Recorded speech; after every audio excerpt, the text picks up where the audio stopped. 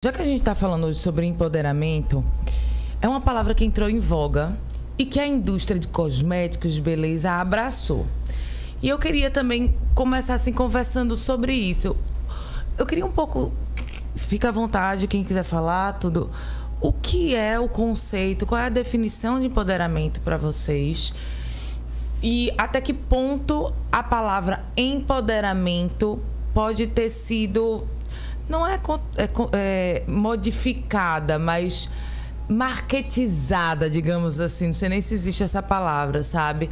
Até que ponto o marketing utilizou dela e transformou um pouco essa palavra. Porque eu vou ser muito sincera com vocês. Tinha uma época que às vezes eu falo assim, ai, não aguento mais esse papo de empoderamento.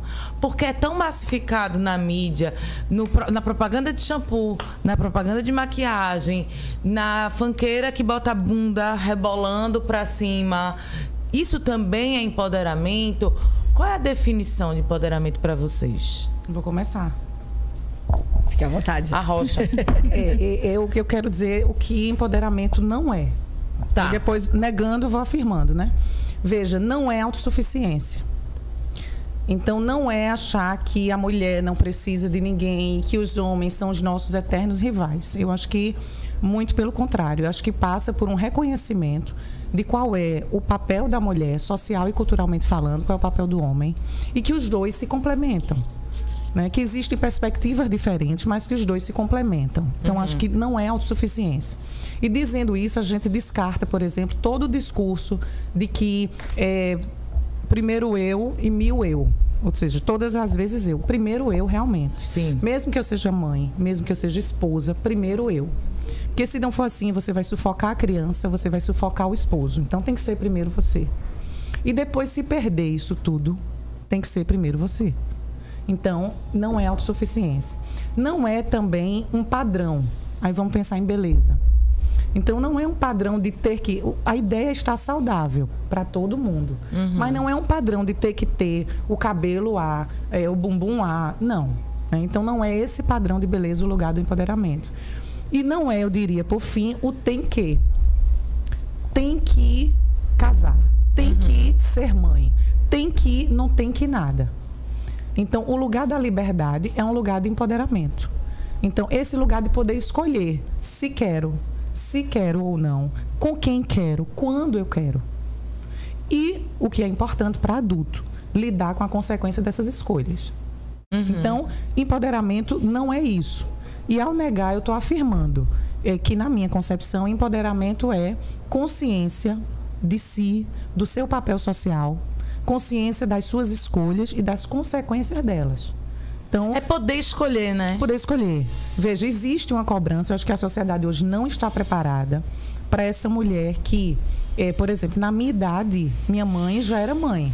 Tem mulher que na minha idade, aos 30 e poucos... 18. É mais de 35. 18 e poucos. 18. Eu acho 18. Eu queria dizer que eu sou a mais velha da mesa, me respeitem. Mas na minha idade tem mulher que já tinha não sei quantos filhos, já é vó, talvez, não sei, né? Mas veja, eu não tenho filhos. E eu não me sinto, eu não sou menos mulher. Sim. Mas existe esse olhar. Existe um olhar social de que a mulher tem que ser mãe. E que se não for mãe, como assim? Não completou a vida? Completou, só que eu não fui mãe. Em outras perspectivas. Se eu vou ser, eu não sei. Escolhas, não está fechado. Pode E também, ser que eu seja, muitas vezes, quando não tem um parceiro fixo, casado, alguma coisa, é como se a mulher... ela não fosse legitimada.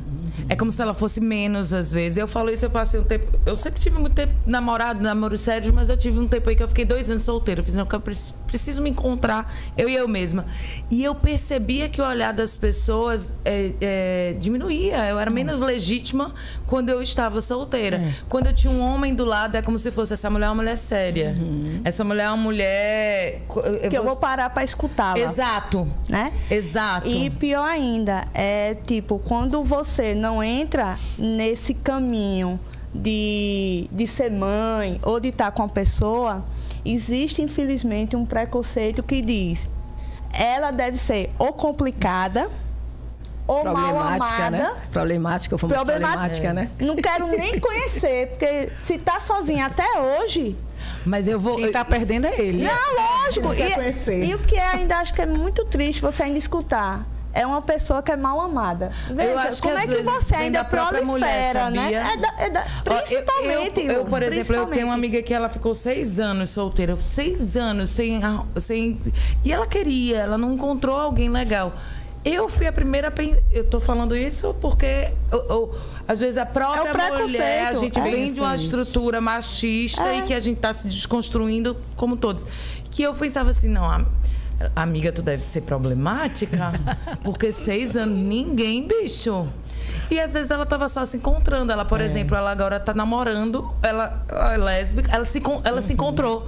Ela viu que quem ela gosta é mulher. E ela tava ali procurando um homem que não vinha, não dava o match. Não ia dar match, eu ia dizer, não ia dar match. Porque não era aquilo que completava.